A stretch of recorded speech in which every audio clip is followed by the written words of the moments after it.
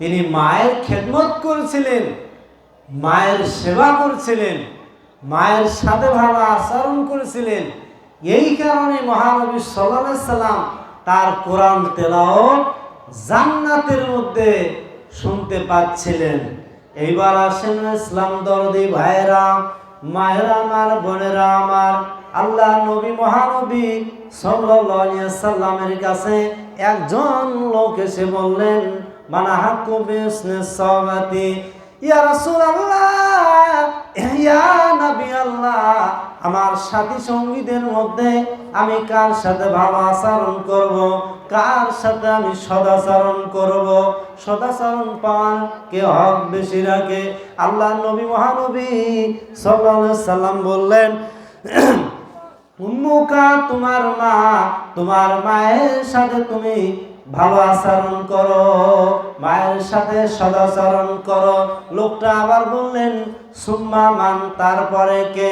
আল্লাহ নবী মহানবী সাল্লাল্লাহু আলাইহি সাল্লাম বললেন, উম্মুকা, তোমার মা, তোমার মায়ের সাথে তুমি ভালো আচরণ করো।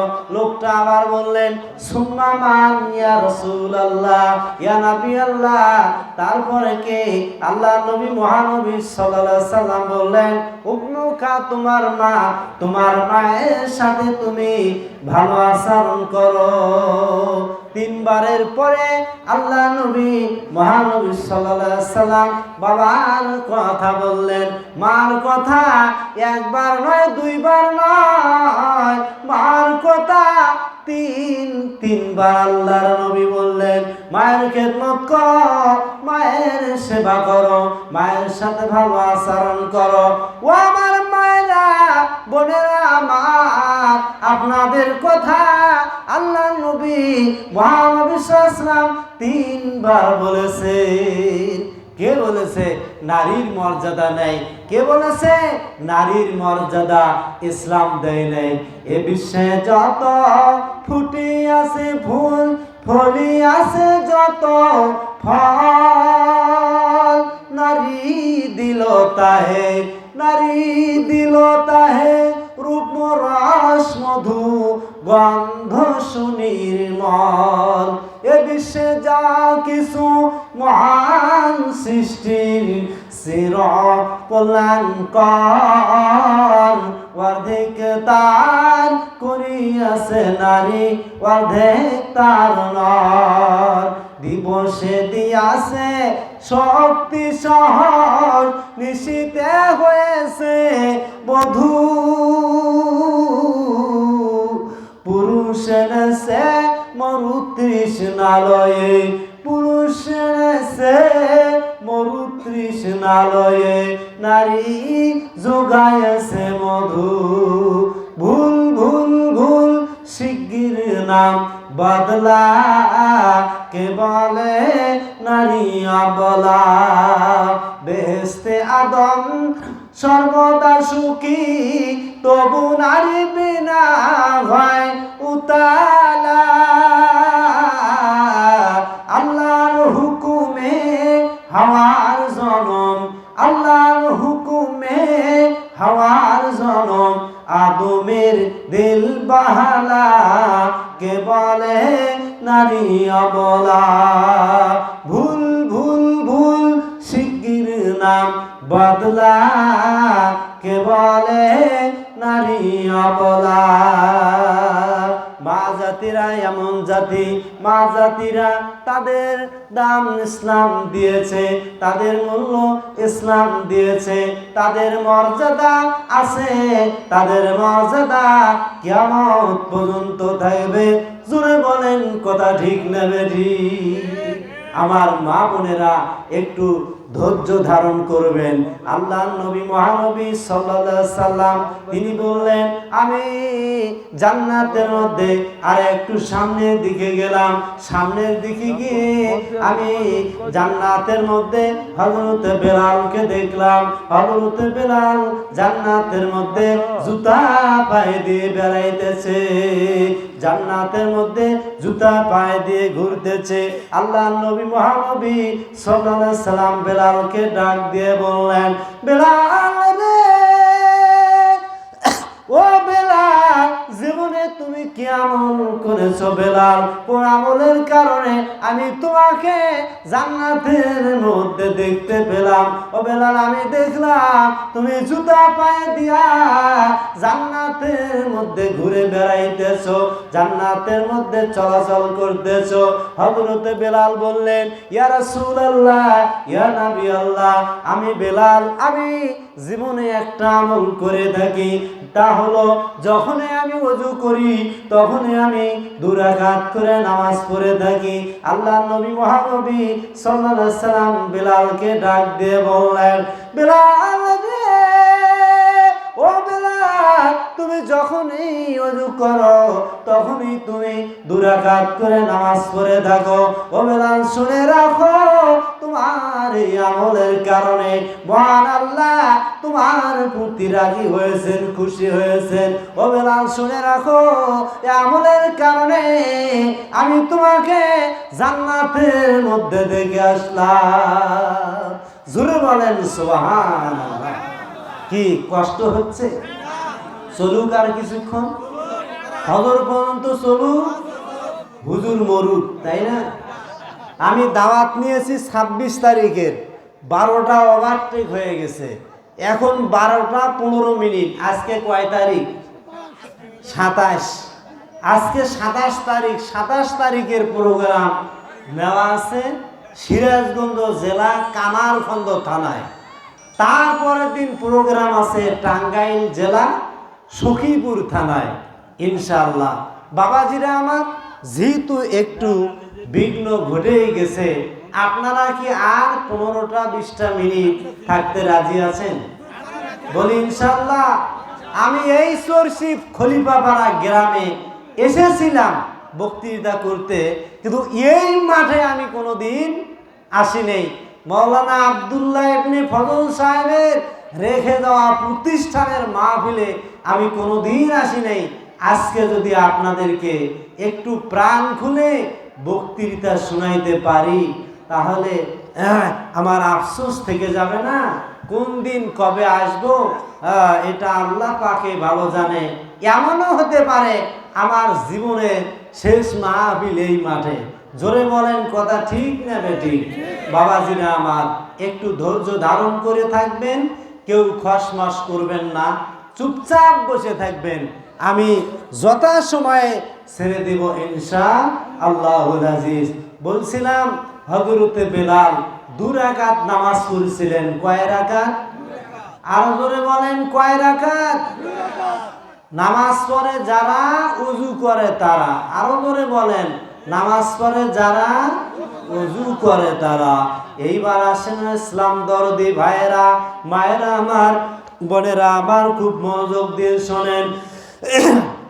উঠো উঠো উঠো বিল্লাল, সময় চলে যায়, মধুর সুরে আজান দাও গো, শুনতে মনে চায়। বিল্লাল বলে আজান দিলে, আজান দিয়া শুনাইব কারে, নবীজি নাই দুনিয়ায়, মধুর সুরে আজান দাও গো, শুনতে মনে চায়। জোরে বলেন মারহাবা, লিল্লাহি তাকবীর। বাবাজিরা আমার, খুব মনোযোগ দিয়ে শোনেন। মুয়াজ্জিন শব্দের অর্থ হলো আহ্বানকারী। মুয়াজ্জিন 2 প্রকার। 1 নাম্বার হলো মুয়াজ্জিনে রহমানি, মুয়াজ্জিনে রহমানি। 2 নাম্বার হলো মুয়াজ্জিনে শয়তানি। আপনারা হয়তোবা মনে করবেন, হুজুর মুয়াজ্জিনে রহমানির কথা আমরা শুনেছি, মুয়াজ্জিনে শয়তানি তার কথা তো আমরা কোনোদিন শুনি নাই। মসজিদে মুয়াজ্জিন আযান দেয়, হাইয়া আলাস সালাহ,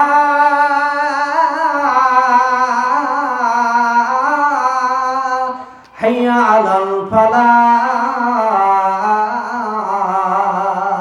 মুয়াজ্জিন মসজিদে আযান দেয়, এসো হে সালাতের দিকে এসো, এসো কল্যাণের দিকে এসো। কল্যাণের দিকে যে ডাকে, এই মুয়াজ্জিন হলো মুয়াজ্জিনে রহমানি। আর মুয়াজ্জিনে শয়তানি কারে বলে? রাস্তা দিয়ে মাইকিং করে, হই হই কাণ্ড, রই রই ব্যাপার, হাউজি হাউজি, লটারি লটারি, এই মুয়াজ্জিনের নাম মুয়াজ্জিনে শয়তানি। জোরে বলেন কথা ঠিক না ঠিক? বাবাজিরা আমার, আপনাদের জামালপুরে মনে হয় হাউজি নাই, হাউজি আছে? লটারি, জুয়া, তাই না? মুয়াজ্জিন ফজরের আজান দেয়, এক শ্রেণীর মানুষের ঘুম ভাঙে না। বাবা গো, রাত 9টা বাজে তখনও তাস খেলে, রাত 10টা বাজে তখনও তাস খেলে, যখন 11টা বাজে তখনও তাস খেলে, 12টা বাজে তখনও তাস খেলে। 15, 80, 16, 80, 17, 80, 18, 80, 19, 80, 20, তাসই। শয়তান কয় খেল হে আরে নামে তাস। হ্যাঁ বাবাজিরা আমার, খুব মনোযোগ দিয়ে শোনেন। এইবার আসেন ইসলাম দরদি ভাইরা, মায়েরা আমার, বোনেরা আমার, খুব মনোযোগ দিয়ে শোনেন। জান্নাতে যাওয়ার কিছু আমলের কথা বলে দিচ্ছি, খুব মনোযোগ দিয়ে শোনেন। আন উম্মে হাবিবাতা জাওজিন নবী সাল্লাল্লাহু আলাইহি সাল্লাম আন্নাহা ক্বালাত সামি'তু রাসূলুল্লাহি সাল্লাল্লাহু আলাইহি সাল্লাম ইয়াকুলু মা মিন আবদিন মুসলিমিন ইউসাল্লি লিল্লাহি কুল্লা ইয়াউমিন সিনতা আশারাতা রাকাতান তাতাওয়ান গায়রা ফারিজা ইল্লা বানাল্লাহু লাহু বাইতান ফিল জান্নাহ, রাহু মুসলিম। এই হাদিসটা সহিহ মুসলিমের মধ্যে এসেছে। সহিহ মুসলিমে কোনো জয়ীফ হাদিস নাই, সহিহ মুসলিমে কোনো জাল হাদিস নাই, সহিহ বুখারীতে কোনো জাল হাদিস নাই, কোনো জয়ীফ হাদিস নাই। বাবাজিরা আমার, খুব মনোযোগ দিয়ে শোনেন। মায়েরা আমার, বোনেরা আমার, খুব মনোযোগ দিয়ে শোনেন। ও আমার জামালপুরের মায়েরা, ও আমার সরসি খলিফা পাড়ার মায়েরা, বোনেরা, খুব মনোযোগ দিয়ে শোনেন। মা আল্লাহ নবী মহানবী সাল্লাল্লাহু আলাইহি সাল্লাম বলেছেন, হাদিসটি উম্মু হাবিবা থেকে বর্ণিত, আল্লাহ ক্বালাত, নিশ্চয় তিনি বলেন, সামি'তু রাসূলুল্লাহি সাল্লাল্লাহু আলাইহি সাল্লাম, আমি রাসূল সাল্লাল্লাহু আলাইহি সাল্লামকে বলতে শুনেছি, ইয়াকুলু, তিনি বলেন, মা মিন আবদিন মুসলিমিন ইউসাল্লি লিল্লাহি কুল্লা ইয়াউমিন সিনতা আশারাতা রাকাতান তাতাওয়ান গায়রা ফারিজা। কোন মুসলিম পুরুষ হোক, কোন মহিলা যদি দিনে রাতে 12 রাকাত সুন্নত নামাজ পড়ে, ফরজের পাশাপাশি 12 রাকাত সুন্নত নামাজ পড়ে, আল্লাহ নবী মহানবী সাল্লাল্লাহু আলাইহি ওয়াসাল্লাম বলেছেন, এই 12 রাকাত সুন্নত নামাজ পড়ার কারণে বানাল্লাহু লাহু বাইতান ফিল জান্নাহ, আল্লাহ পাক রব্বুল আলামিন ওই বান্দা বান্দির জন্য জান্নাতের মধ্যে একটা ঘর বানিয়ে রাখবে। জোরে বলেন সুবহানাল্লাহ। কয় রাকাত সুন্নত? আরো জোরে বলেন, কয় রাকাত? এই 12 রাকাত সুন্নত কখন কখন পড়বেন জানা দরকার আছে না নাই? সবাই শুনবেন? বলি ইনশাআল্লাহ।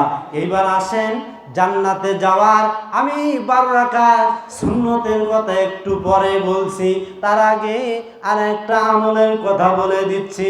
আল্লাহ নবী মহানবী সাল্লাল্লাহু আলাইহি ওয়াসাল্লাম বলেছেন, মান করা কুল হুয়াল্লাহু আহাদ 10 মারাতিন বানাল্লাহু লাহু বাইতান ফিল জান্নাহ। আল্লাহ নবী মহানবী সাল্লাল্লাহু আলাইহি সাল্লাম বলেছেন, কোন পুরুষ হোক, কোন মহিলা হোক, যদি দিনে রাতে যে কোনো সময় সূরা ইখলাস 10 বার পাঠ করে, কয়বার? 10 বার পাঠ করে। মায়েরা শোনেন, বোনেরা শোনেন, আল্লাহ নবী সাল্লাল্লাহু আলাইহি ওয়াসাল্লাম বলেছেন, দিনে রাতে যে কোনো সময় যে ব্যক্তি সূরা ইখলাস 10 বার পাঠ করবে, 10 বার পাঠ করার কারণে বানাল্লাহু লাহু বাইতান ফিল জান্নাহ, বানাল্লাহু লাহু কাসরান ফিল জান্নাহ, আল্লাহ পাক রব্বুল আলামিন তার জন্য জান্নাতের মধ্যে একটা ঘর বানিয়ে রাখবে। বলেন সুবহানাল্লাহ। সূরা ইখলাস 10 বার পাঠ করলে জান্নাতের মধ্যে কয়টা ঘর? আরো জোরে বলেন, কয়টা?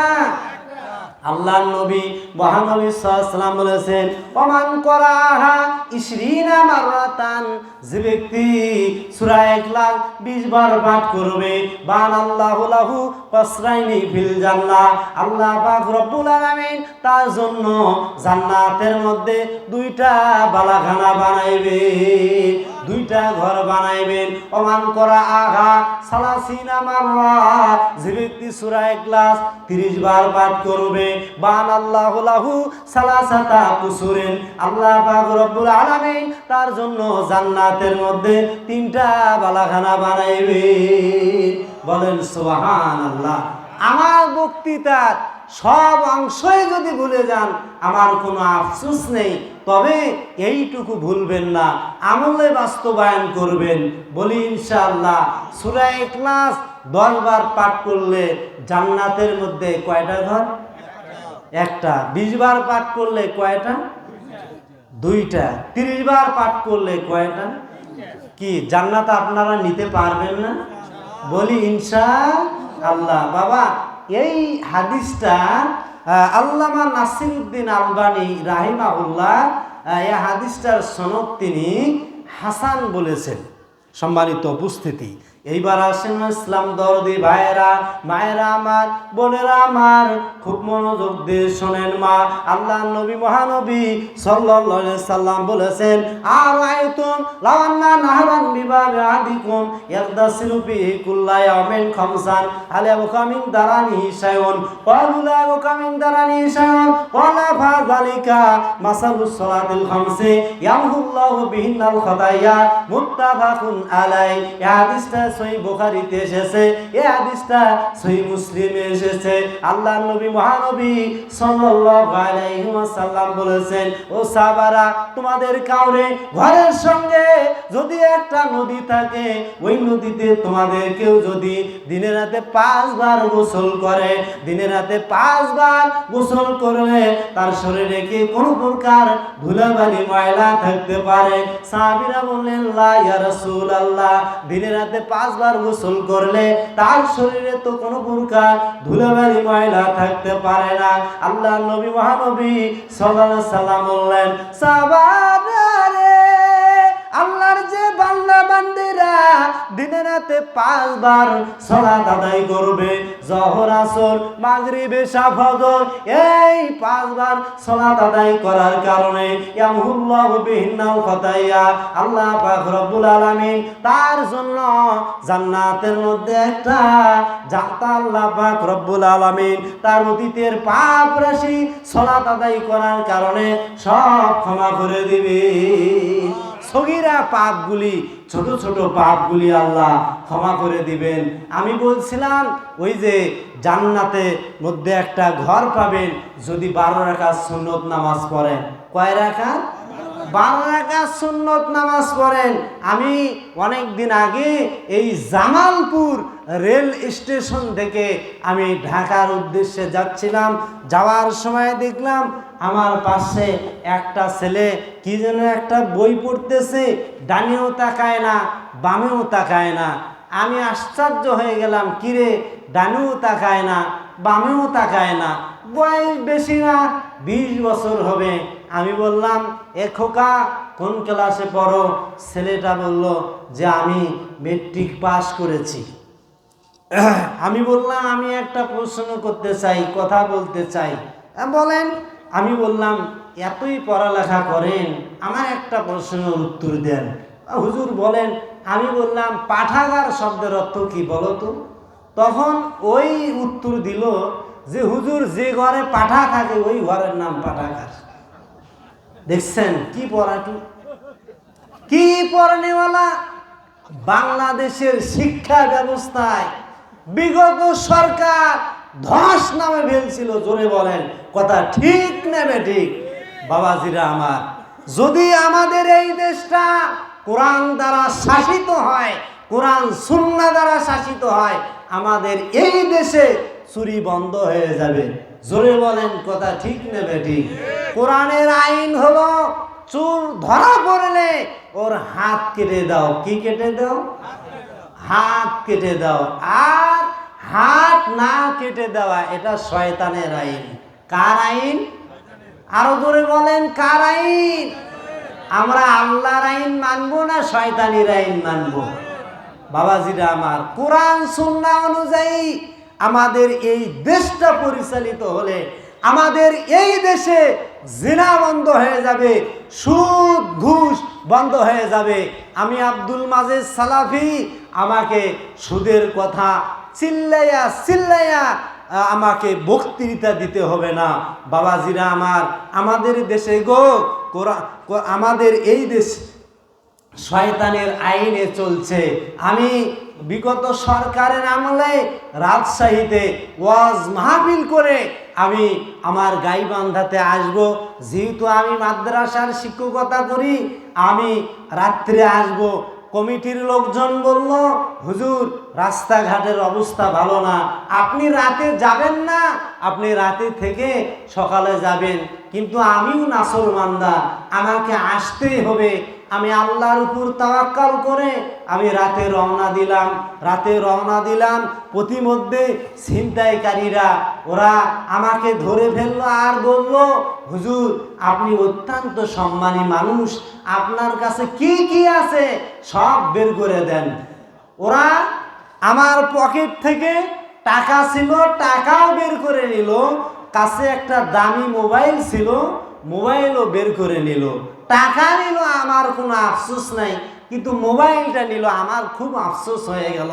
সারা বাংলাদেশের বিভিন্ন ডিস্ট্রিক্টের বক্তাদের নম্বর আমার কাছে, মাওলানা আব্দুল্লাহ ইবনে ফজল সাহেবের বক্তৃতা আমার মোবাইলে। এই মোবাইলটা নিলে আমি তো ক্ষতিগ্রস্ত হয়ে যাব। মাওলানা আব্দুল্লাহ ইবনে কাদেম সাহেব, ওনার বক্তৃতা আমার মোবাইলে। মাওলানা আবু তাহের বর্ধমানী রাহিমাহুল্লাহ, ওনার বক্তৃতা আমার মোবাইলে। মাওলানা আব্দুল্লাহ খান সালাফির বক্তৃতা আমার মোবাইলে। আমার মোবাইলটা নিলে আমি তো ক্ষতিগ্রস্ত হয়ে যাব। তো যাই, ওরা টাকাও নিল, মোবাইলও নিল, আমি ইয়েতিমের মতো দাঁড়িয়ে থাকলাম। ওদের মধ্যে একজন বলতেছে, এ হুজুরের টাকা নিলাম সব ঠিক আছে, হুজুরের মোবাইলটা নেওয়া মনে হয় ঠিক হচ্ছে না রে। আর একজন বলতেছে, হুজুরের মোবাইল নেওয়া যাবে না, এটা কোন হাদিসে আছে? ওরা হাদিস খুঁজতেছে, দেখছেন তো। যাই, আর একজন বলতেছে, হুজুরের মোবাইলটা দিয়ে দাও। কেন দেব? হুজুর ওয়াজ মাহফিলের দাওয়াত মোবাইলের মাধ্যমে পায়। হুজুরের যদি সবার ডেট না হয়, হুজুরের যদি কামাই না হয়, আর একদিন ধরলে আমরা কিছুই পাবো না। কাজেই দিয়ে দাও মোবাইলটা। যাক, ওরা টাকা নিল, কিন্তু মোবাইলটা আমাকে দিয়ে দিল। তো মোবাইল নিয়ে আমি এখন রওনা দেব। ওরা যাচ্ছে, যাওয়ার সময় আমাকে বলতেছে, হুজুর আমাদের জন্য দোয়া করবেন। দেখছেন কত বড় পরহেজগার। ওরা দোয়া নেওয়ার জন্য রাস্তাঘাটে দাঁড়িয়ে থাকে তরবারি নিয়ে। বাবাজিরা আমার, কোরআন দ্বারা আমাদের এই দেশটা শাসিত হলে ছিনতাইকারী থাকবে না, জেনা ব্যভিচার হারামি লুচ্চামি সব বন্ধ হয়ে যাবে। জোরে বলেন কথা ঠিক না বেঠিক? বাবাজিরা আমার, সলাতের কথা আমাকে আর বলতে হবে না। মাওলানা আমিনুল ইসলাম ভাইস প্রিন্সিপাল হুজুরকে সলাতের কথা বলতে হবে না। জোরালো ভাবে বাবাজিরা আমার আল্লাহর কাছে দোয়া করি, আল্লাহ পাক রব্বুল আলামিন আমাদের এই দেশটাকে কোরআন সুন্নাহ অনুযায়ী পরিচালিত করার তৌফিক দান করুন। জোরে বলি আমিন। আরো জোরে বলি আমিন। আর 10টা মিনিট শুনবেন, আর 10টা মিনিট, তারপরে আমি শেষের দিকে যাচ্ছি। বাবাজিরা আমার, খুব মনোযোগ দিয়ে শোনেন। আমার মায়েরা ও আমার বোনেরা আমার, খুব মনোযোগ দিয়ে শোনেন। আমি কিন্তু বলছিলাম 12 রাকাত সুন্নত পড়লে, দিনে রাতে 12 রাকাত সুন্নত নামাজ পড়লে জান্নাতের মধ্যে একটা ঘর পাবেন। আল্লাহ জান্নাতের মধ্যে একটা ঘর বানিয়ে রাখবেন। জোহরের ফরজ সালাতের আগে 4 রাকাত সুন্নত। কয় রাকাত? 4 রাকাত সুন্নত। জোহরের ফরজ সালাতের পরে 2 রাকাত সুন্নত। আগে 4 পরে 2, কত হলো? কি আমার কথা বুঝতে কোনো অসুবিধা হচ্ছে মুরব্বীরা? আগে 4 পরে 2, কত হলো? 6। মাগরিবের ফরজ সালাতের পরে 2, কত হলো? আর ইশার ফরজ সালাতের পরে 2 কত হলো 10। ফজরের ফরজ সালাতের আগে 2 কত হলো 12 রাকাত সুন্নত। বাবাজিরা আমার, মসজিদে মুয়াজ্জিন আজান দেয়, এক শ্রেণীর মানুষের ঘুম ভাঙে না, মুয়াজ্জিন মসজিদে আজান দেয়, আসসালাতু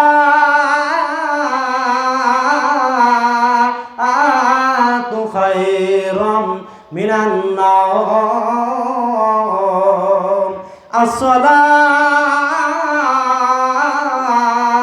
আসসালাতু খায়রুম মিনান নাওম।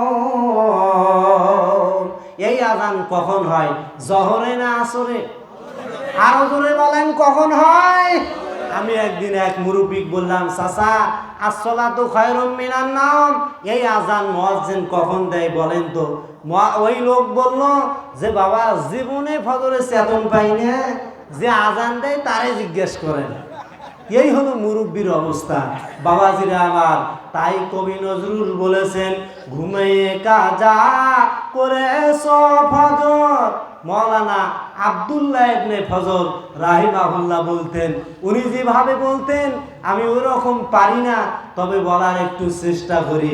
ঘুমিয়ে কাজা করেছ ফজর, তখন জাগরি যখন জহর, হেলায় খেলায় কেটেছো আসর, হেলায় খেলায় কেটেছো আসর, মাগরিবে আজ শোনা যান, এখনো জামাতে হওরে শামিল, এখনো জামাতে হওরে শামিল, এশার জামাতে আছে স্থান, বাজিছে দামামা বাঁধরে আমামা, শিরুসু করো মুসলমান।